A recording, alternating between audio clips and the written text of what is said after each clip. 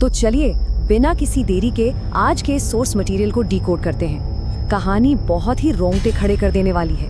बस एक पल के लिए जरा सोचिए, रात का 1 बज रहा है और ये कोई आम जगह नहीं बल्कि एक इंजीनियरिंग हॉस्टल है। आमतौर पर ना यहाँ इस वक्त भी काफी शोरगुल होता है, असाइनमेंट्स का प्रेशर या दोस्तों की गपशप, है ना।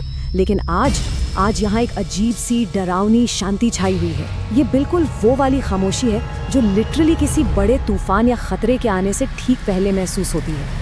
अब एक तरफ तो वो सब नॉर्मल चीज़ें हैं जो हॉस्टल लाइफ का हिस्सा होती हैं। कहीं कोडिंग चल रही है, कहीं लोग लास्ट मिनट असाइनमेंट निपटा रहे हैं, तो कहीं किसी का ब्रेकअप हो गया है और उसका दुख मनाया जा रहा है। लेकिन रूम नंबर 107 के बाहर का माहौल एकदम अलग है। वहाँ एकदम पिन ड्रॉप साइलेंस है। हमारा जो मेन कैरेक्टर है ना, 4th ईयर का स्टूडेंट रवि, वो कल के प्लेसमेंट इंटरव्यू के लिए पागलों की तरह पढ़ाई कर रहा है। उसे बाहर के इस तूफान से पहले वाली शांति का कोई अंदाजा ही नहीं है। बाहर सिर्फ गहरा अंधेरा और वो टिमटिमाती हुई फ्लिकर करती ट्यूबलाइट्स हैं। तो चलिए जरा इस टाइमलाइन पर नजर डालते हैं। रात के ठीक 1 बजे रवि अपनी पढ़ाई में बिल्कुल डूबा हुआ था। तभी अचानक कॉरिडोर से एक जोरदार आवाज आती है, ठक। पहले तो वो इसे इग्नोर कर देता है क्योंकि भाई हॉस्टल में रात बिरात ऐसी आवाजें आना तो बहुत आम बात है। लेकिन तभी उसे किसी जंगली जानवर के गुर्राने जैसी भयानक आवाज सुनाई देती है। वो डरते हुए धीरे से बाहर झांकता है तो जमीन पर एक गहरी पतली सी लाइन दिखाई देती है जो सीधे कॉमन बाथरूम की तरफ जा रही है। और जैसे ही वो करीब जाकर देखता है, उसके होश उड़ जाते हैं। वो कोई पानी नहीं था बल्कि गाढ़ा लाल खून था। रवि घबराते हुए कॉमन बाथरूम की तरफ बढ़ता है और वहां वो जो नजारा देखता है ना, वो किसी के भी रोंगटे खड़े कर दे। एक लड़का जिसका पूरा चेहरा खून से लथपथ है, वो 1st ईयर के स्टूडेंट अमित की गर्दन को अपने दांतों से बेरहमी से नोच रहा है। और यहाँ सबसे भयानक बात पता है क्या है? वो हमलावर कोई अनजान इंसान नहीं है, वो रवि का अपना ही खास दोस्त, उसका क्रिकेट बडी विराट है। और अब विराट पलटकर खून से सने चेहरे के साथ रवि की तरफ देखता है और किसी खूंखार जानवर की तरह उस पर गुर्राने लगता है। अब सवाल ये है कि ये पैनिक इतनी तेजी से पूरे कैंपस में फैला कैसे? रवि जान बचाकर भागता है और अपना कमरा अंदर से लॉक कर लेता है। वो तुरंत अपना फोन चेक करता है तो हॉस्टल के व्हाट्सएप ग्रुप पर 500 से ज्यादा मैसेजेस पड़े हैं, सब के सब एकदम घबराए हुए। एक मैसेज में साफ लिखा था, ब्रो रूम लॉक करो, don't open the door, college में लोग पागल हो गए हैं। और इन मैसेजेस से खुलासा क्या होता है कि कॉलेज में जो प्री प्लेसमेंट पार्टी चल रही थी उसमें टॉपर्स ने गलती से कोई रहस्यमयी सीरम पी लिया है और अब वो सब दूसरे स्टूडेंट्स को काट कर अपने जैसा खूंखार बना रहे हैं। और बस यहीं से हालात और भी बदतर हो जाते हैं। सबसे पहले तो पूरे हॉस्टल की बिजली कट जाती है। उसके तुरंत बाद फोन का नेटवर्क एकदम गायब। रवि अब अपने कमरे में पूरी तरह से अकेला है। घुप अंधेरे में सिर्फ अपने लैपटॉप की उस हल्की सी नीली रोशनी के सहारे बैठा है। तभी दरवाजे के नीचे से एक परछाई गुजरती हुई दिखाई देती है। एक नॉक होता है, ठक। रवि कांपते हुए पूछता है, कौन है? कोई जवाब नहीं। फिर 3 बार जोर से नॉक होता है, ठक ठक ठक। दरवाजे का हैंडल धीरे धीरे बाएं दाएं हिलने लगता है और फिर इतनी जोर से हिलता है कि लगता है दरवाजे की लकड़ी अभी क्रैक हो जाएगी। लेकिन तभी अचानक एकदम सन्नाटा छा जाता है। कोई मूवमेंट नहीं, कोई आवाज नहीं, वो 5 सेकंड की भयानक खामोशी। सच बताऊं तो किसी भी शोर या हमले से कहीं ज्यादा डरावनी और घुटन भरी महसूस होती है। ऐसे ही 10 सेकंड बीत जाते हैं। रवि अपनी सांसें रोके हुए है। वो दबे पांव धीरे धीरे दरवाजे की तरफ बढ़ता है।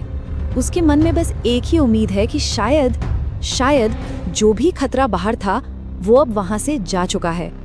अब 20 सेकंड हो चुके हैं और यहाँ समझने वाली बात यह है कि ये टेंशन अब अपने बिल्कुल पीक पर पहुंच चुकी है।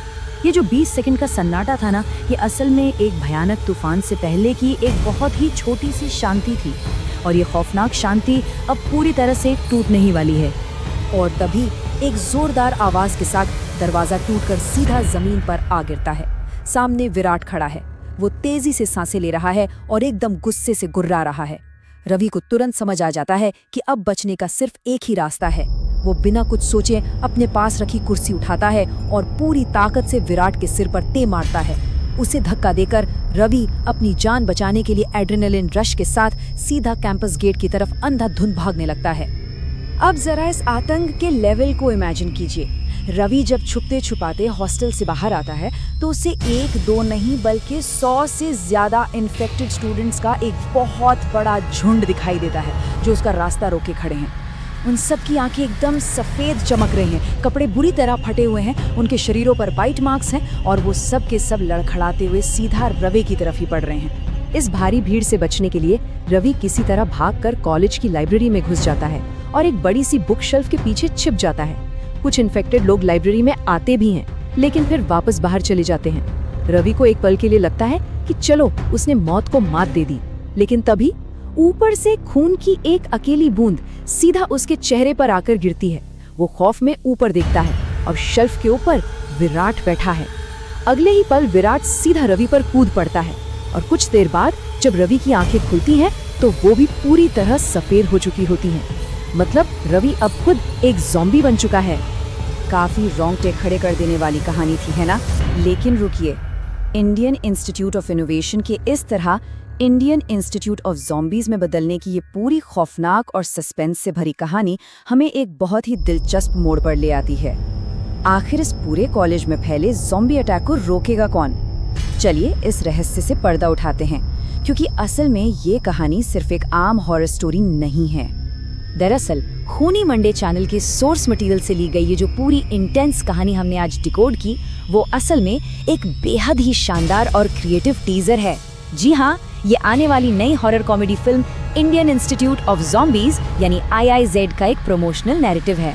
बस सोच कर देखिए, टॉपर्स का वेलकम ड्रिंक समझकर गलती से ज़ॉम्बी सीरम पी लेना और फिर उन्हें रोकने के लिए बाकी स्टूडेंट्स जो अजीबो फनी तरीके अपनाते हैं, ये आपको डराने के साथ साथ थिएटर्स में खूब हंसाने वाला है। और सबसे खास बात क्या है, इसे ढिंढोरा, ताज़ा खबर और फर्जी जैसे जबरदस्त हिट शोज के राइटर्स ने लिखा है। तो 15 मई को ये थिएटर्स में रिलीज हो रही है। इस हॉरर और कॉमेडी के अनोखे मिक्सचर को गहराई से समझने के बाद एक सवाल तो सोचने लायक है। अगर सच में कल को किसी कॉलेज या ऑफिस में अचानक ऐसा ज़ॉम्बी अटैक हो जाए, तो क्या हम में से किसी के भी पास कोई रियल सर्वाइवल प्लान तैयार है?